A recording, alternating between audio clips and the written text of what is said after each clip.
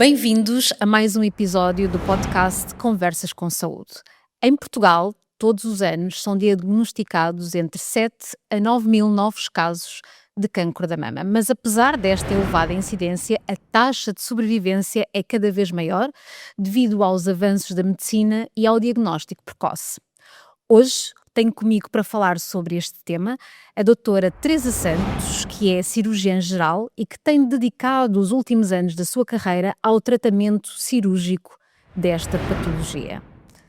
Bem-vinda, doutora Teresa. Muito obrigada por ter aceito o desafio de estar hoje aqui comigo no Conversas com Saúde.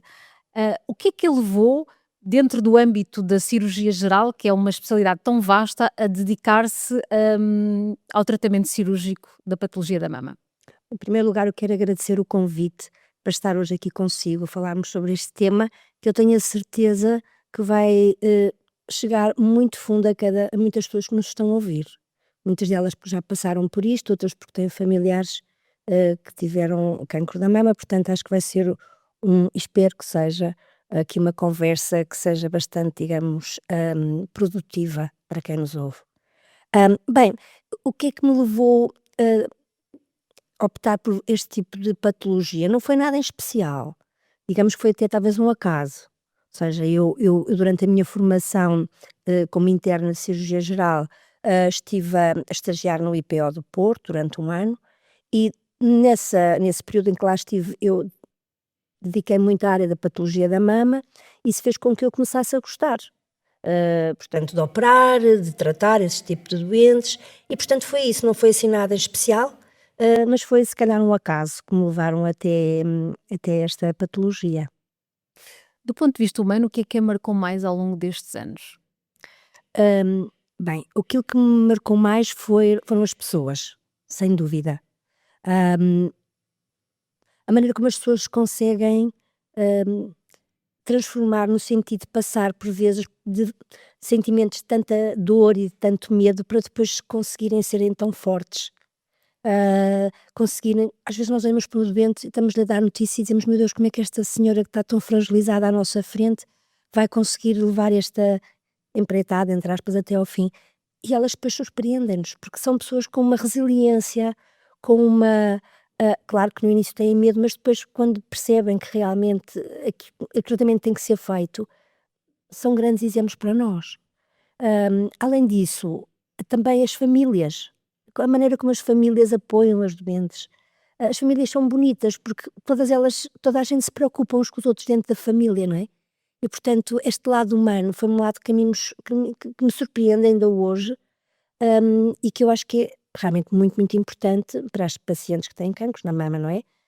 Este apoio da família. Por outro lado, hum, estas pessoas se souberem e se sentirem confiantes com o médico que as está a tratar, hum, entregam-se e têm que perceber que realmente, pois o médico, a primeira pessoa que quer que corra bem é a doente, mas a segunda é o médico, não é?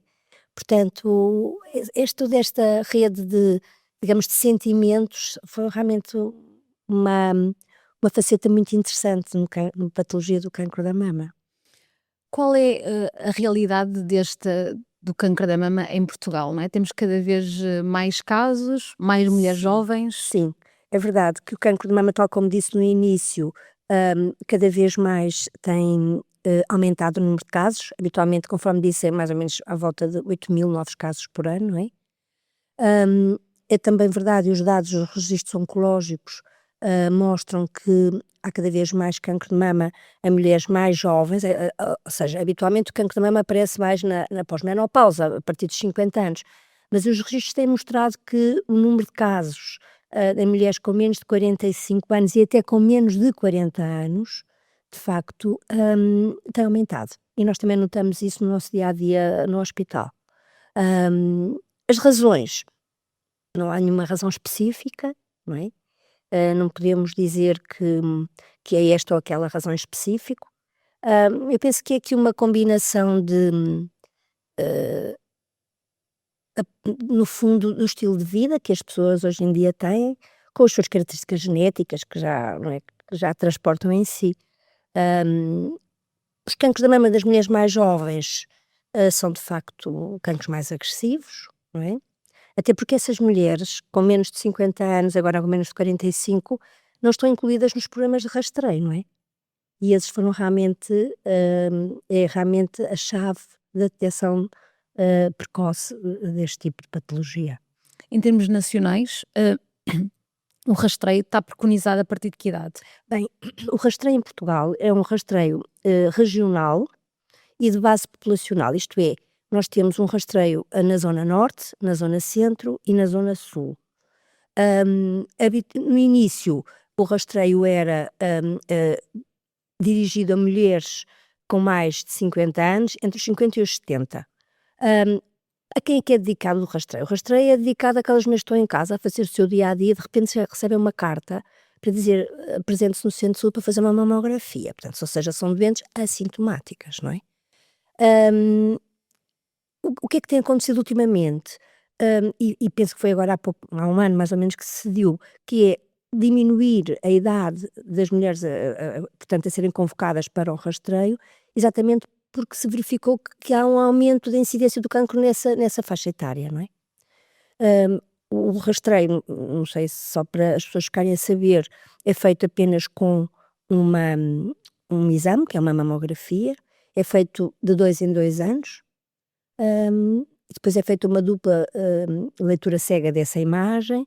Se não houver concordância entre as 2 leituras, que são feitas por um médico, então a doente é convocada para ir a uma consulta de aferição, onde faz mais exames, nomeadamente ecografia, e pronto, e eventualmente depois tem indicação para fazer uma biópsia. Hum, é assim que o rastreio funciona e eu pessoalmente acho que é uma das coisas que funciona bem em Portugal. E em termos de fatores de risco, se os pudermos considerar, quais são? Olha, nós temos fatores de risco que são modificáveis e outros que não são modificáveis, não é? Os que são modificáveis são o nosso estilo de vida, é o aumento do peso. Há pessoas que o aumento do peso é muito importante no aparecimento, do cancro de mama, principalmente nas mulheres pós-menopáusicas. Além do aumento do peso, o exercício físico, temos que evitar o sedentarismo, não é? O abuso de álcool, o tabaco, o stress, portanto, tudo isto são, digamos, no fundo, fatores de risco que são modificáveis, nós podemos ter influência nele. E depois há aqueles que não são modificáveis, desde logo o sexo feminino, a idade, a exposição hormonal, não é? Ou seja, uma menarca precoce, uma menopausa tardia, por exemplo, a história familiar, a existência ou não de mutações genéticas, nomeadamente de genes tipo BRCA1 ou BRCA2, que sabemos que são mulheres depois que vão ter uma alta probabilidade de vir a desenvolver cancro, não é? Portanto, tudo isso são fatores que não são modificáveis, não é? Há a densidade mamária. Porque é que a densidade mamária é importante? Porque uma mama muito densa é uma mama que depois torna mais difícil a detecção de cancro, não é? Uma irradiação prévia, por exemplo, mulheres que tiveram outro tipo de doenças, por exemplo, linfomas, que tiveram a fazer radioterapia à zona torácica e que depois pode ter influência no aparecimento de cancros mais tarde. Portanto, esses fatores de risco são fatores que, na realidade, não são modificáveis, são o que são, não é? Portanto, temos que estar atentos a eles, porque conhecendo-os podemos tomar atitudes que nos podem levar à detecção do cancro mais precoce, que é esse o objetivo. O diagnóstico precoce continua a ser a chave para a cura? Absolutamente, absolutamente. Hoje em dia o diagnóstico precoce consegue-se exatamente com esta medicina preventiva, não é, que é feita através do rastreio, não é? E o diagnóstico precoce faz toda a diferença, porque nós sabemos que, tumores que são de pequeno tamanho, que não têm envolvimento ganglionar, porque como sabe, os tumores crescem na mama, não é? Mas depois, a sua disseminação, é fundamentalmente linfática, para os gânglios da axila. Portanto, se não houver, disseminação linfática, se não houver e também através da disseminação sanguínea com a formação de metástases, não é? Portanto, ou seja, então vamos lá ver, se temos um tumor de pequeno tamanho, sem envolvimento ganglionar, sem metastização à distância, a probabilidade de cura é enorme. Nós temos em Portugal, não sei se as pessoas têm essa noção, nós temos uma taxa de mortalidade muito abaixo da média europeia. Eu acho que isso tem muito a ver com o rastreio, porque o nosso rastreio é considerado um rastreio muito eficaz, em termos europeus. Portanto, sim, eu acho que as mulheres devem tentar fazer tudo para que possam ser seguidas numa fase em que ainda nem sequer há manifestação clínica da doença, não é? Ou seja, a doença já existe, mas só é visível em termos, por exemplo, de imagem. Na mamografia, daí a importância do rastreio. E em termos de autoexame da mama, qual é que é o papel? Olha, eu acho que o que é importante é as mulheres conhecerem o seu corpo. Hum, Saberem que a mama não é um órgão liso, tem irregularidades, saberem que às vezes há áreas mais densas, que parecem mais duras, entre aspas, parece que tem ali um caroço. Saber também que aquela dor mamária, a mastalgia, que aparece antes do período menstrual, é normal, é fisiológica. E, portanto, as pessoas devem fazer o autoexame, mas nunca com sentimentos de culpa, de já não fiz este mês, agora o que é que vai ser? Não tem mal nenhum, não fez no mês, faz no mês seguinte. Quando é que deve ser feito? O autoexame da mama deve ser feito sempre entre o 7º e o 10º dia do ciclo menstrual, portanto, o primeiro dia da menstruação ao primeiro dia do ciclo, porque é nessa altura que a mama sofre menos o efeito hormonal. E, portanto, essa é a altura em que nós podemos eventualmente detectar o aparecimento de algo que não é normal, claro, que nós sabemos que não estava lá.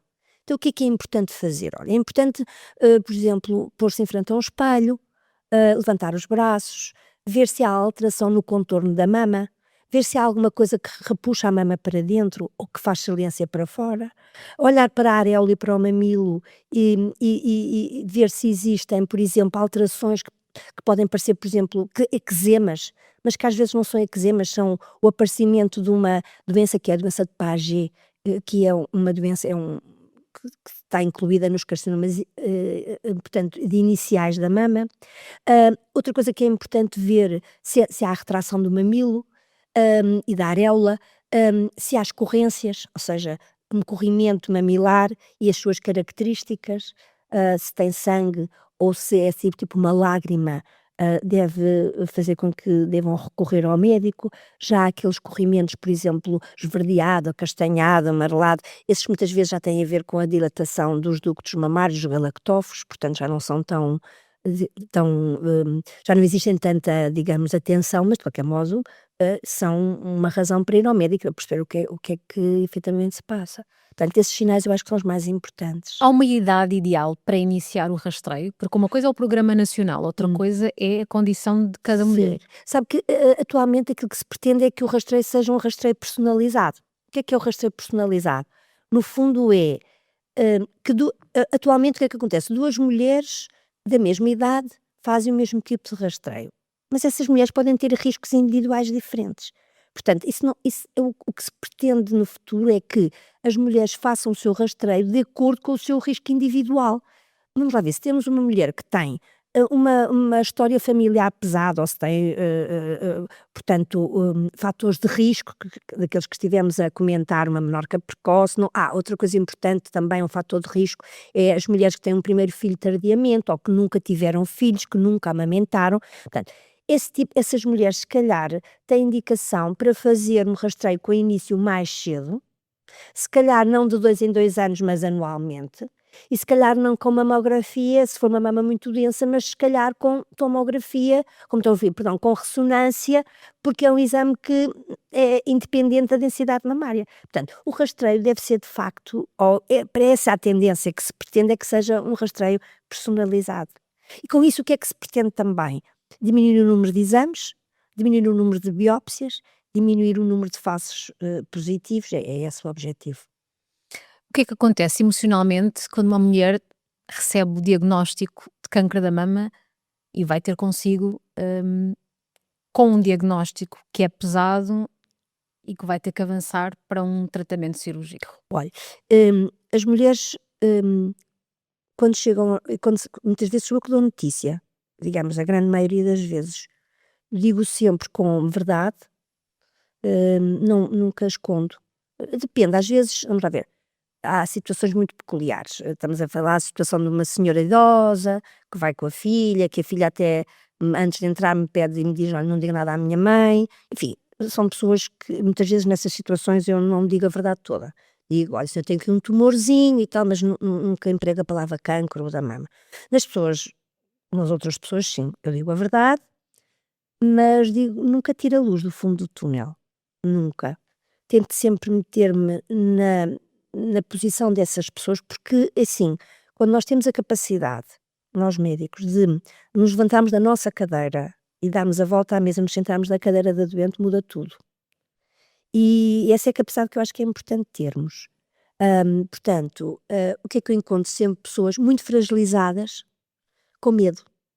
As pessoas têm medo, as pessoas estão ansiosas, as pessoas têm medo de não criar os filhos, as pessoas têm ansiedade em relação a como é que vão dizer aos filhos que têm aquilo, aos pais, que habitualmente são pessoas mais velhas, hum, têm medo do desconhecido, têm medo daquilo que ouviram falar, dos tratamentos, e portanto nós, temos uma nós, na minha opinião, só temos que dizer a verdade, como eu disse, e orientar. Aquilo que as pessoas querem que nós as orientemos, porque elas estão perdidas, não sabem o que é que hão de fazer no seguido, a seguir. Portanto, nós temos é que lhes dizer: "Olha, agora vai fazer isto, agora vai fazer aquilo", explicar tudo direitinho, não é? Ter tempo. Dizer às pessoas, muitas vezes eu digo às pessoas: "Bom, só vai chorar durante 2 dias, ao terceiro dia já não vai chorar mais, já passou, já vamos levar isto para a frente com toda a inteireza, com o apoio todo da sua família". Eu digo muitas vezes às pessoas: "Deixe-se mimar, deixe que as pessoas a mimem, porque as pessoas querem ajudá-la.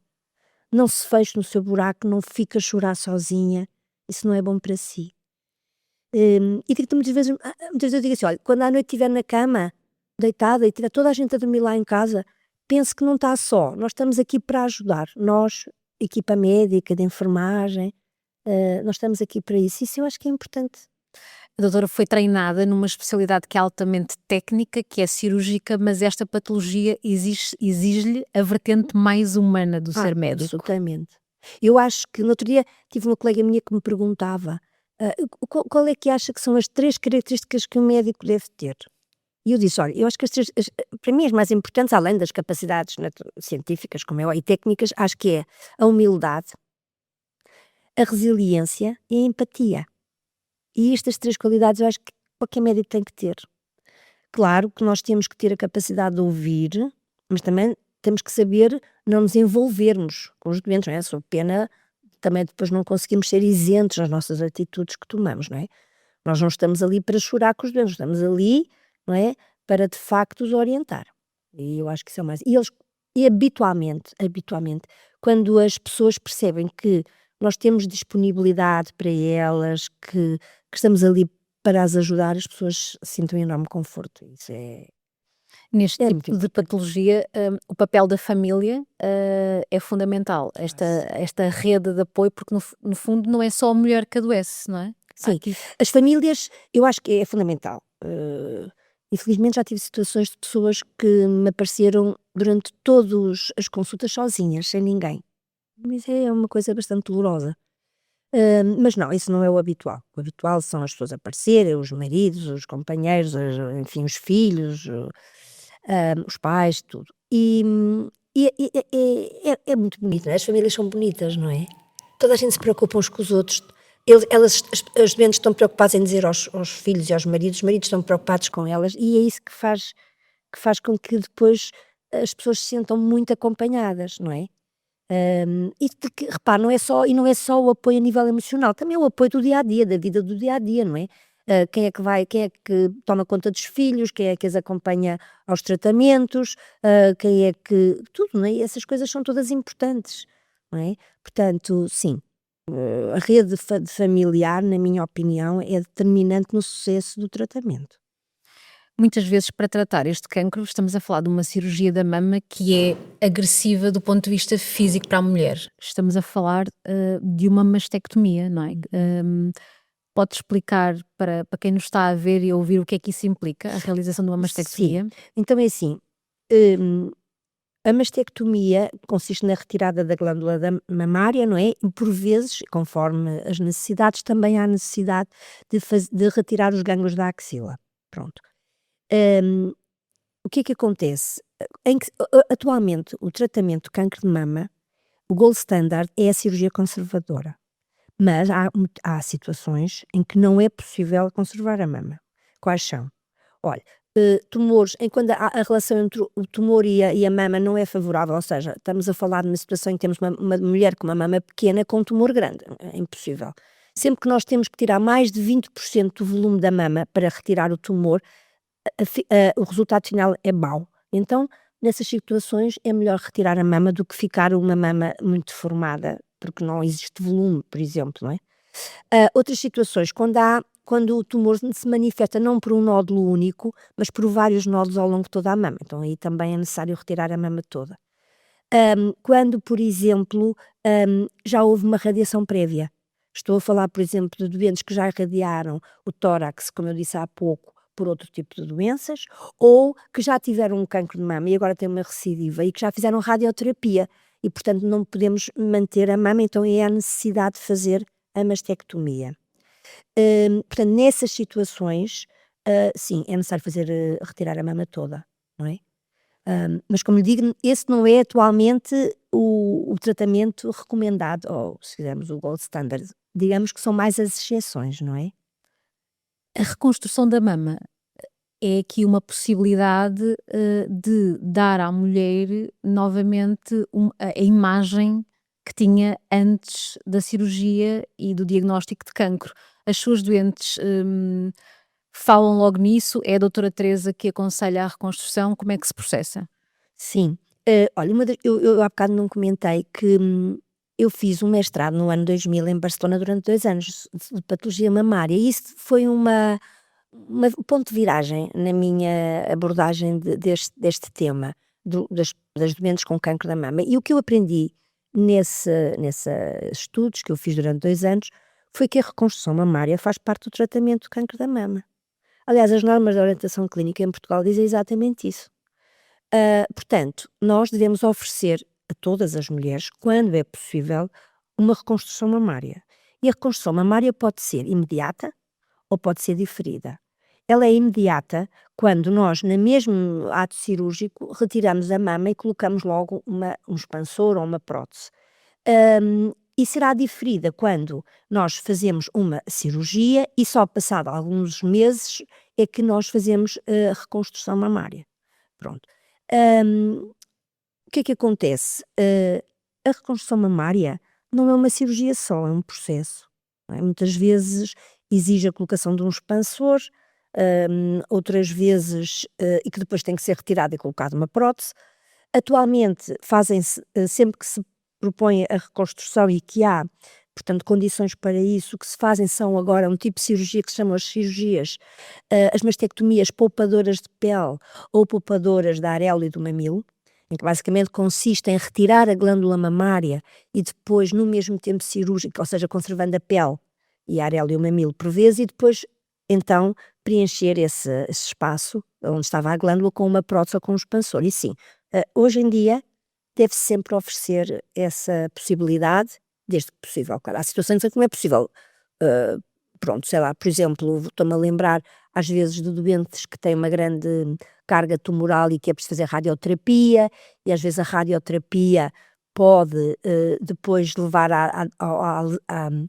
portanto, a que a prótese fique, portanto, com contraturas. Enfim, isso não é muito linear, porque hoje em dia também há quem considere que a existência de uma prótese não contraindica a radioterapia, mas mesmo assim poderá ser um caso para pensar se vale a pena Mas reconstruir é ou muito não. interessante aquilo que está a dizer, vendo a reconstrução já como a abordagem do próprio tratamento do cancro da mama, porque em tempos a reconstrução era vista mais como uma questão estética e, portanto, o oferecer à mulher, logo quando é diagnosticada, no processo global do tratamento, esta ideia da reconstrução é de facto, é uma mudança de paradigma. Completamente. E ainda há outro degrau que temos que lá chegar, que é, depois das mulheres terem a oportunidade de poder fazer a sua reconstrução mamária, a seguir é necessário fazer a simetrização, não é? E eu acho que o sítio onde nós temos que chegar é que a mulher que é operada por um cancro de mama possa fazer reconstrução e simetrização no mesmo ato cirúrgico. Isso é fundamental. Porque depois repare, quer dizer, a pessoa faz uma reconstrução, eu há bocado não falei, como é que pode ser a reconstrução feita? Pode ser feita com próteses, não é? Mas também pode ser feito com retalhos autólogos, não é? Ou seja, Podemos fazer, se quisermos, a transferência da parte muscular e da gordura subdérmica, por exemplo, da cavidade, da parede abdominal ou do grande dorsal, e com isso preencher a tal loca que nós deixamos ficar depois de retirar a glândula. E depois encerrar com pele. Mas quando fazemos isso, imagino, unilateralmente, a outra mama nunca fica igual àquela. E, portanto, às vezes há assimetrias que são muito notórias, principalmente em mulheres que têm uma glândula que é pêndula, que é ptótica, que é grande. Então, eu acho que essas mulheres também têm que fazer a simetrização no mesmo ato cirúrgico. E há muitos sítios onde já a fazem, e já muitas vezes a fazem a nível privado, então há que a fazer também a nível público. O que é que esta doença nos ensina de uma forma geral sobre a vida?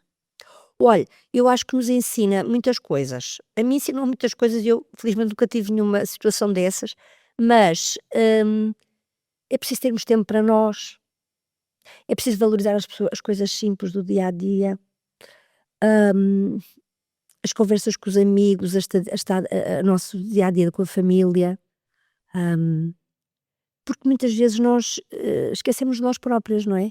No dia a dia, na correria, temos tempo para tudo, para o trabalho, para o marido, para os filhos, e depois não temos tempo para nós.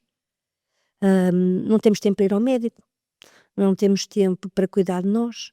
Mas depois a pessoa de repente adoece e tem tempo para tudo, não é? Exatamente. Porque o processo de recuperação é longo. Claro. E portanto eu acho que exatamente, portanto eu acho que sim, o que eu acho que isto nos ensina é, muitas vezes até nos ensina a conhecer a nós próprias e até ficamos surpreendidas como é que conseguimos gerir tão bem toda aquela amálgama de emoções que as pessoas sentem quando recebem uma notícia dessas, não é? Porque é engraçado que há pessoas cuja a existência de um cancro de mama na vida delas as torna ainda mais, lhes dá mais forças para lutar e até ficam a conhecer uma faceta que se calhar até desconheciam em si próprias. A mulher muda depois de sobreviver a um cancro da mama? Ah, sim, sem dúvida. Eu não tenho dúvida nenhuma em relação a isso. Não quer dizer que a vida não continue igual, cheia de projetos, cheia de planos a nível pessoal, a nível profissional, tudo isso é possível. É aquilo que vê nas suas doentes, até porque se as guidelines ainda se mantêm, tem que acompanhar estas mulheres durante 5 anos. Sim, no mínimo 5 anos. Mas, porque elas devem ser acompanhadas enquanto fazem os tratamentos complementares, não é? Nomeadamente a hormonoterapia ou outros, não é?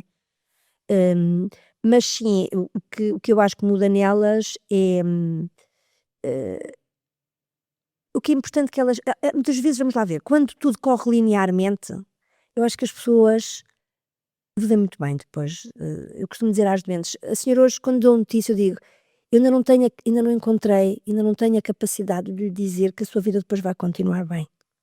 Porque habitualmente quando as pessoas recebem isso, o que acham é que a vida acabou ali, não é? Naquele dia que lhes tirou-se-lhes o chão. Mas a vida continua, eu costumo dizer: "Olha, a sua vida vai continuar bem, vai ver, vai continuar a a ralhar aos seus filhos, a dizer mal do vizinho, a passar momentos ótimos com o seu marido", portanto, todas estas coisas vão continuar a existir, não é? As pessoas naquela altura é que acham que não.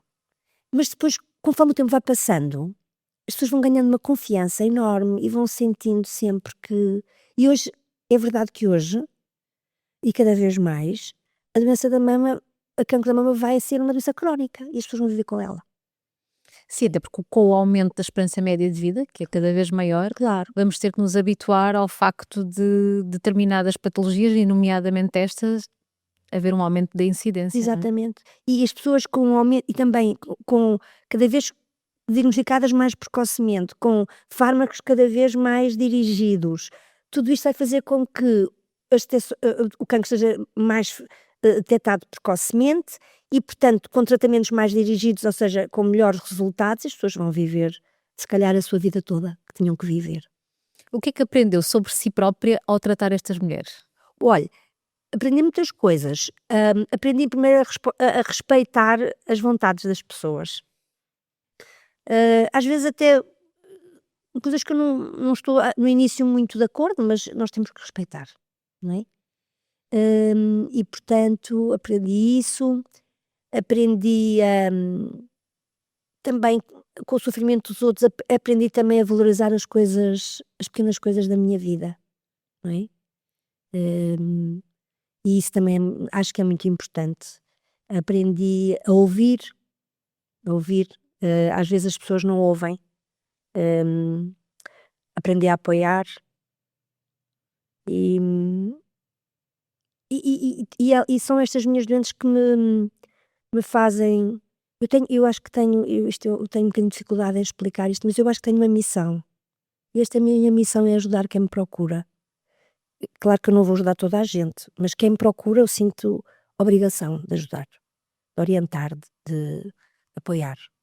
E portanto, nesse sentido, eu acho que as minhas doenças me ajudam a ser uma pessoa melhor, claramente. Isso. Que conselho daria a uma mulher que acabou de receber um diagnóstico de cancro da mama? Olha, a primeira coisa que eu acho que era importante é que as pessoas não tomem decisões logo no início, porque estão muito, não é? É uma grande turbulência, é um turbilhão de emoções, portanto as pessoas têm que não tomar decisões importantes no início. Têm que procurar alguém que esteja especializado na área, que lhes explique com verdade toda o que se passa com a sua doença, em que estadio é que está, o que é que se vai fazer, porque é que se vai fazer, quais são a expectativa dos resultados, quais são as complicações que podem ter, porque na verdade os tratamentos muitas vezes podem induzir até, por exemplo, em mulheres jovens, podem induzir um estado de menopausa, não é? Com todas as modificações que isso implica. Pronto, que numa mulher, imagino, com 40 anos, não é? Que de repente entra na menopausa e não está à espera de sentir todos esses sintomas e sinais próprios da menopausa, isso é preciso explicar às doentes, não é? Por sua vez, é importante que as pessoas levem alguém à consulta, porque às vezes as pessoas, quando nós dizemos a senhora tem um cancro, as pessoas já não veem mais nada. A palavra cancro é muito dura, não é? E às vezes até há doenças, estou a falar de outras doenças crónicas, olha, por exemplo, neurológicas, que têm até, digamos, qualidades de vida péssimas, mas as pessoas não têm lá a palavra cancro, portanto, já acham que não é tão dura, não é? Já acham que não é tão grave. E na realidade às vezes é muito mais grave. Portanto, é importante que vá alguém com elas. Às vezes eu quando vejo, olha, o senhor está a ouvir o que eu estou a dizer, então ouça tudo depois lá em casa explicar à sua mulher, porque ela não vai ouvir metade daquilo que eu vou dizer. Hum, Utilizar palavras que sejam palavras simples, que as pessoas percebam, não é? E perguntar. Perguntar, está a perceber, percebeu o que eu disse, estou a falar demasiado, estou a dar demasiada informação. E também acho que é importante no fim perguntar às pessoas: olha, preciso de mais alguma coisa? Em que é que eu posso ajudar? Às vezes, repare, são coisas tão simples. Hum, e também sentir. É uma coisa que eu tento, que é ganhar a confiança das pessoas. Quando as pessoas têm confiança, é tudo mais fácil. Portanto, eu aprendi muito com as minhas doentes e aprendo ainda hoje em dia. Para as mulheres que nos estão a ver e a ouvir, que conselho é que daria em termos de saúde mamária? Hum, Basicamente, eu acho que o que é importante é conhecer a sua história familiar. Hum, Isto porque é que isto é importante? Isto é importante porque se as pessoas conhecerem-se, porque repare, o que é que se passa? Existe em Portugal, habitualmente, a grande maioria das doentes que têm cancro de mama não tem história familiar, nem tem uma história genética. Ou seja, são chamados cancros de mama esporádicos, cada uma mulher numa família tem um cancro, pronto, não é? Depois temos o cancro de mama familiar, em que numa determinada família, não é? Há várias mulheres que têm cancro de mama, mas não quer dizer que aquela pessoa em questão vá ter. E depois há o hereditário, que é uma porcentagem muito baixa, é cerca de 5 a 10%. E essas sim têm mutações genéticas, nomeadamente agora o BRCA1, o BRCA2, o PALB2, e essas então sim, essas mulheres devem ter conhecimento que é para falarem com o seu médico, perceberem então se têm que começar o seu rastreio mais cedo ou não é? Os seus exames mamários. Outra coisa importante que é as pessoas que tiveram, por exemplo, como eu já comentei há pouco, radioterapias prévias ao tórax também terem esse cuidado. Hum, as pessoas em relação à sua saúde mamária terem a iniciativa de procurarem um médico sempre e terem além disso, não, como é que se diz, não, terem atenção, se quisermos, a presença de sinais ou de sintomas e valorizarem-nos, ou seja, não os desvalorizarem, não é? Ou seja, tem um nódulo, devem tentar perceber porque é que tem um nódulo. Tem uma escorrência mamilar, porquê? todas essas coisas, uma retração mamilar, porque é que isto apareceu? Portanto, no fundo é estar alerta com os sinais, estar atento aos sinais de alerta, não é? E conhecer a sua história familiar e pessoal. Eu acho que isso é o que as pessoas podem fazer de mais, porque, sempre que são convocadas para ir aos rastreios, irem aos rastreios, não é? Não deixarem a carta lá aparecer e não ligarem à carta, por exemplo, não é? Portanto, eu acho que se as pessoas tiverem esse tipo de cuidados, conseguem mais uma vez detectar um cancro precocemente e tratá-lo, basicamente é isso. Esta forma de fazer medicina é para si um propósito de vida? Claramente, claramente. Hum, eu decidi eu sempre soube que queria ser médica desde miúda, sempre dizia que queria ser médica e, toda a minha vida, sempre dizia que não punha a minha profissão à frente de nada, mas a verdade é que pus sempre. E tudo o resto veio atrás. Hum, mas é um dia a dia que eu faço com imenso gosto. Acho que sou uma privilegiada, porque consigo fazer o bem às pessoas sem sair da minha zona de conforto. Quer dizer, eu não é? Há pessoas que são, sei lá, que trabalham com números ou que não têm nada a ver com o contacto do dia a dia e, portanto, às vezes sentem necessidade, por exemplo, de fazer voluntariado, no sentido de se sentirem mais próximo das pessoas. Eu não sinto nada disso, eu não preciso disso, ou seja, eu tenho isso no meu dia a dia. E isso realmente é uma sorte para mim, sentir que posso fazer a diferença na vida das pessoas que me procuram, que esse é que eu acho que é verdadeiramente importante. Sentir que nós sentimos mesmo que ajudamos aquela pessoa, que é bom sentir que as pessoas sentem confiança em nós. Portanto, sim, eu acho que sou uma privilegiada, não tenho dúvida nenhuma em dizer isso. Muito obrigada, doutora Teresa, pela nossa conversa, e pela forma empática com que aborda um tema que é tão duro para quem ouve o diagnóstico e a palavra cancro, mas que é possível efetivamente sobreviver, é possível ser tratado e de uma com profissionais de saúde que tratam com carinho e com cuidado estas mulheres. Eu é que agradeço a oportunidade que me deu de eu falar de um tema que eu gosto tanto, não é? E que me diz tanto e que espero que tenha contribuído de alguma forma para esclarecer alguns pontos em relação a esta patologia. Obrigada.